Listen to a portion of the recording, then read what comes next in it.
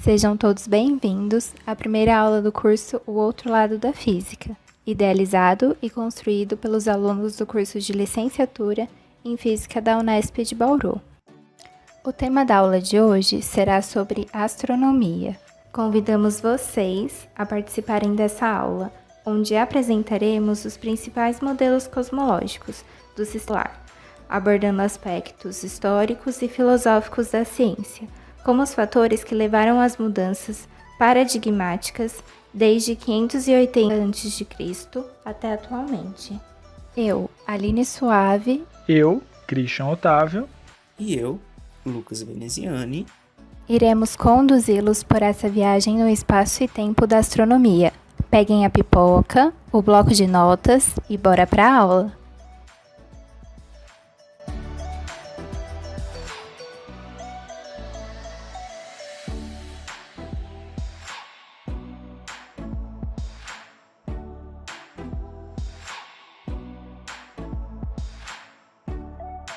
Você já parou para pensar em nosso endereço cosmológico? Qual é a nossa vizinhança?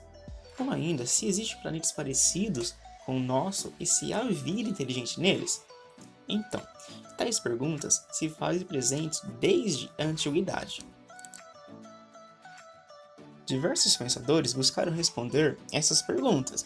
Grandes nomes, como por exemplo Cláudio Ptolomeu, mais conhecido como Ptolomeu, defendia que a Terra se situava no centro do universo e todos os outros astros giravam em torno dela.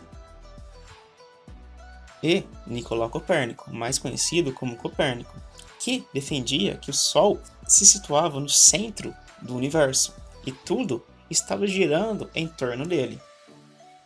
Ou seja, temos dois filósofos que defendiam diferentes visões sobre o nosso universo. De um lado, tínhamos Ptolomeu, que defendia o geocentrismo, e de outro lado, tinha Copérnico, que defendia o heliocentrismo. Portanto, antes de iniciar efetivamente o desenvolvimento histórico, cabe alguns questionamentos de caráter motivacional, como por exemplo, o que os levou a propor tais modelos? Será que só os dois propuseram modelos ao longo de nossa história? Ou ainda, no que isso nos afeta ou afetou enquanto integrantes de uma sociedade?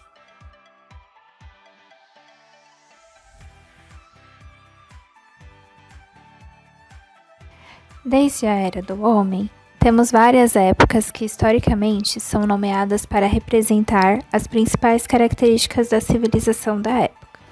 Não vamos falar sobre o período pré-histórico, não há necessidade de que ele seja estudado, pois não havia escrita na época, o que não nos faz entender como o ser humano pensava no aspecto da astronomia e do universo. A sociedade grega é a mais antiga que conhecemos e que temos registros graças ao historiador Heródoto. Foi ele que foi o primeiro a fazer registros sobre a humanidade. A descrição feita pelo universo por Tales de Mileto sugeria que a Terra flutuava. Nessa mesma época, Pitágoras fundou uma escola que ministrava filosofia natural e misticismo, que atraiu muitos seguidores. Eu tenho certeza que vocês já ouviram falar do Teorema de Pitágoras na matemática. Eu vou relembrar para vocês. Em um triângulo retângulo, os comprimentos da hipotenusa elevado ao quadrado é igual à soma dos comprimentos de cada cateto elevado ao quadrado. Lembraram, né? Eu sabia que vocês iam lembrar. Pitágoras fez muitas contribuições na matemática e para a cosmologia também. Estima-se que a tradição de Pitágoras durou aproximadamente 10 séculos. É claro que dentro desse tempo teve muita mudança e muitos estudos.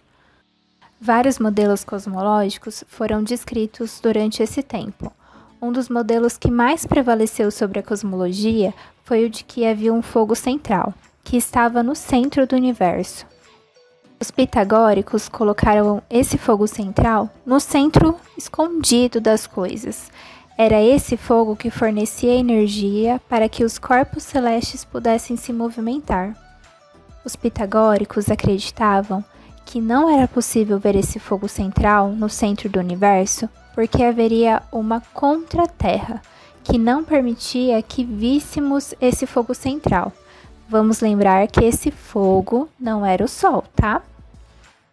Acredita-se que essa contraterra foi inventada para explicar eclipses, em particular porque os eclipses lunares são mais frequentes do que os solares, mas também para fazer com que os números dos objetos que circundavam o fogo central fosse 10. 10 era o número mágico para os pitagóricos. Deste modo, os pitagóricos foram os primeiros a produzir uma teoria astronômica, na qual a Terra era uma esfera que girava em torno do seu próprio eixo, assim como se movia em uma órbita. É importante ressaltar que essa teoria surgiu, em parte, devido à necessidade de localizar esse grande fogo que eles acreditavam que alimentava todo o universo. Os pitagóricos estavam muito à frente do seu tempo, ao proporem a única verdade de sua teoria, o fato de que a Terra é uma esfera e gira. Futuramente, Copérnico desenvolveria essa ideia, não deixando de reconhecer todo o trabalho dos pitagóricos e dos seus criadores.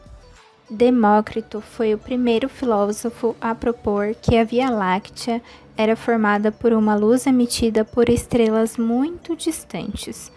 Mais tarde, Aristóteles vai discordar dessa ideia. Ele também foi o primeiro a sugerir que o universo continha muitos mundos, talvez um número infinito deles, alguns até habitados. Sua visão de início do universo era extraordinária. Ele supôs que originalmente todos os átomos estavam rodopiando de maneira caótica, até que colisões os reuniram, formando estruturas maiores, incluindo o mundo e tudo que está nele. A teoria de Demócrito não foi bem aceita, encontrando poucos seguidores ao longo dos séculos. No entanto, hoje ela parece ser uma descrição rudimentar das primeiras fases do Big Bang. A maioria dos escritos não sobreviveu, infelizmente, à Idade Média. Foi na época de Platão, no século IV a.C., que surgiu um modelo que descrevia o universo por meio de esferas. Esse modelo tornou-se popular e consistia de uma Terra esférica colocada no seu centro. Ela era circundada por uma esfera externa formada por estrelas. Entre essas duas esferas, os planetas se moviam de um modo não determinado. Aristóteles foi aluno de Platão. Ele nasceu em Estágira, na Macedônia, e viveu no período 384 e 322 a.C. Curiosamente, Aristóteles afirmava que o universo não surgiu em um ponto, mas sim que ele tem existido inalterado por toda a eternidade. Isso tinha que ser assim porque para Aristóteles isso era perfeito. Ele estabelecia um cenário estacionário para o universo. Isso significa que nada se mexia para Aristóteles no universo. Indo um pouco mais à frente da história, Ptolomeu viveu e trabalhou em Alexandria, no Egito, no século II d.C., tendo sido matemático, geógrafo e astrônomo. O mais importante trabalho astronômico de Ptolomeu é conhecido como o Almagesto. Este grande livro da astronomia, escrito por volta de 150 d.C., é uma valiosa história das observações e pensamentos dos antigos astrônomos. A cosmologia descrita no Almagesto inclui 5 pontos principais, sendo cada um deles assunto de um capítulo do livro 1, da coleção de 13 volumes que compõe esse tratado.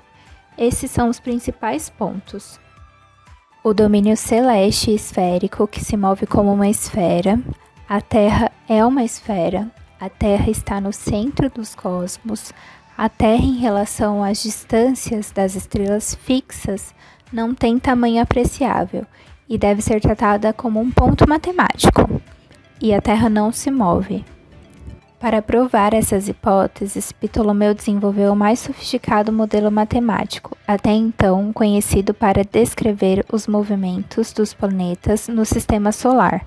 Na descrição proposta por Ptolomeu, os planetas se deslocavam sobre pequenas trajetórias circulares, chamadas de epiciclos. Os centros desses epiciclos se moviam em torno da Terra em outras trajetórias circulares, que eram chamadas de deferentes, igual essa imagem que vocês estão vendo. Ao mesmo tempo que a civilização grega crescia, também crescia a civilização romana. A gente não falou sobre a civilização romana porque até o momento não tínhamos contribuições dessa civilização na astronomia. Houve um momento histórico em que essas duas civilizações muito grandes se enfrentaram. Isso teve como consequência o desmoronamento e a queda da civilização grega. Não vamos entrar tanto nos detalhes históricos. Mas, assim que isso tudo aconteceu, o pensamento grego ele foi se desmoronando, pois a religião e a orientação dos romanos eram muito influentes.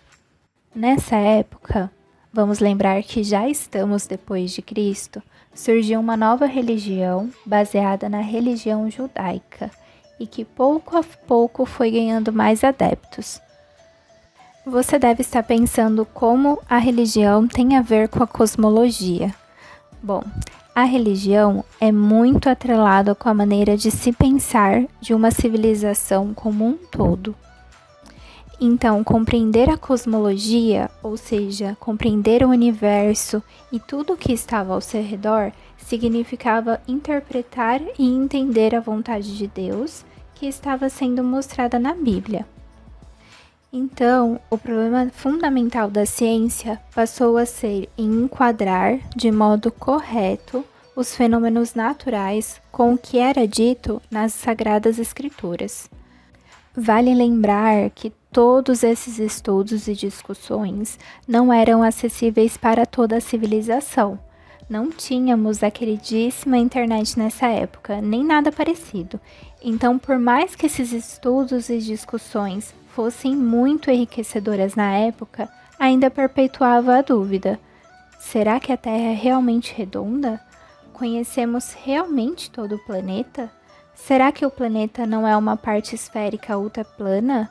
Será que nunca chegamos no limite da Terra?